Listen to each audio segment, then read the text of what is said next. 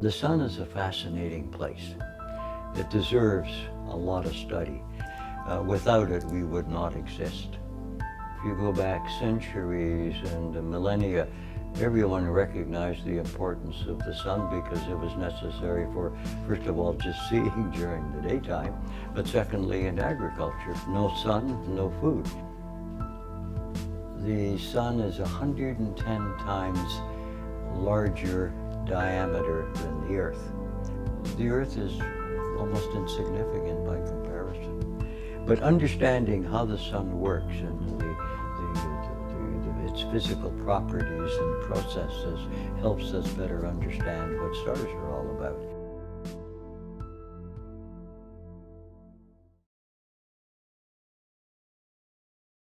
I was always aware of the moon and the stars up there every time you went somewhere in the evening. But then when I was, I think 13 or 14, Dad bought a pair of binoculars. Wow, cool. And I take them out and I look at the moon. Wow, all those neat little round things on the surface. And I was smitten. I was taken. I wanted to, see more, which meant more telescopes. And of course, Dad never saw his binoculars again. I took them over. He had to buy another pair. So from that point on, I became more interested in seeing greater detail, larger telescopes, and it just grew from there. Astronomy is sort of the universal science. I mean, everyone looks up in the sky. During the day, you got the sun if there's no clouds. At night, you got the stars, moons, and planets, and meteors, and other sorts of things. But when you're involved in it, you then come to realize that, well, it's not just astronomy. There's physics, that's a major component. There's mathematics, that's a major component. But that's a whole field of science, and that all starts from astronomy. When I was 14, I was part of a group of guys, and 2 ladies, in fact, so out of about 16 total. And we were all interested in science, but astronomy in particular. And we used to hang around the local observatory at the university. But out of that group of 16 came 8 PhDs, 2 masters, and 1 MD, myself. I chose to do neurosurgery, which is brain surgery and spine surgery, for about 4 years, 5 years, I think. That was a lot of fun. But there was one big problem. The results we got in patients, the results were hardly ever good. So it became really frustrating, and so I quit. Going from astronomy or from neurosurgery to astronomy are 2 very separate things. When I retired and then moved here to the Cayman Islands, my first obligation was to get my house built, needed shelter. Second thing was this desire to build a really super telescope. In other words, build an observatory, donate it to the University College of the Cayman Islands, and entice and encourage and hopefully inspire students to show more interest in science. Good thing about the sun is we have lots of it here in the Caribbean. Secondly, we're at a good latitude, so we can observe the sun even into the winter.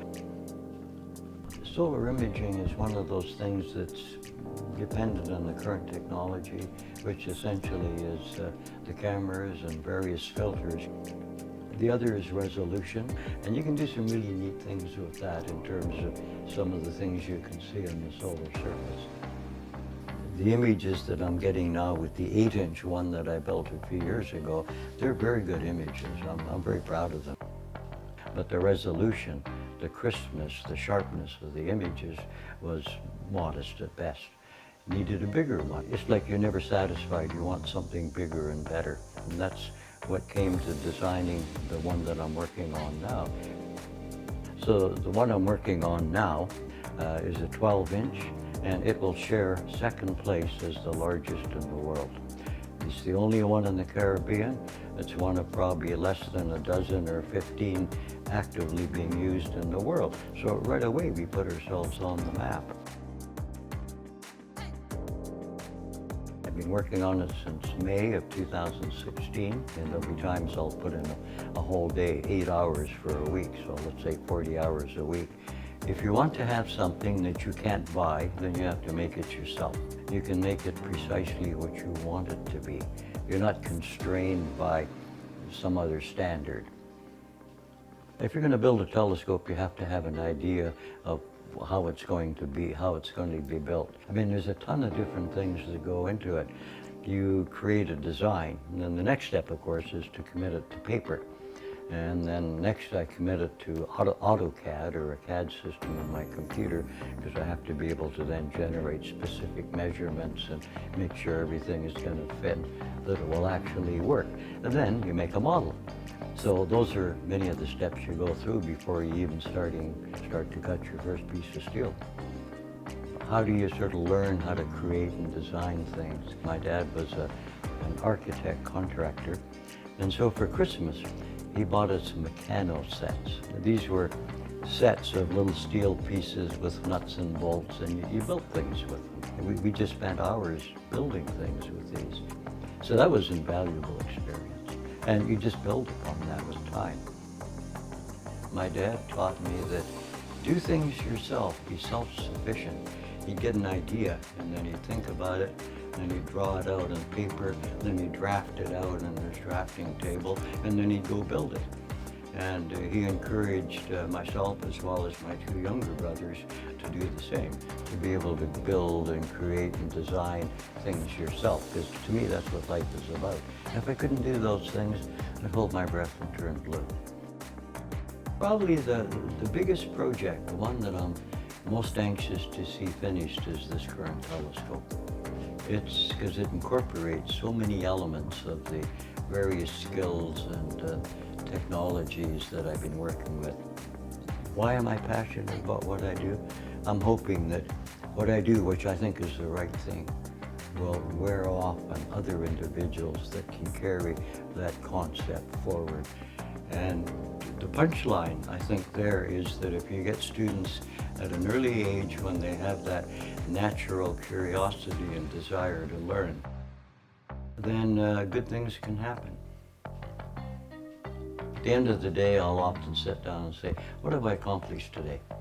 Was any of it worthwhile? Will it benefit or not? And if it was a bad day and I got nothing done, and those periods do come, then yeah, you just sort of mope and have some more cognac or go to bed early or have a nap. But it's nice at the end of the day to be able to say, yeah, I accomplished this amount. And it doesn't have to be something major. It can be, there's a whole host of things. But just to feel that the day was different because of something you did.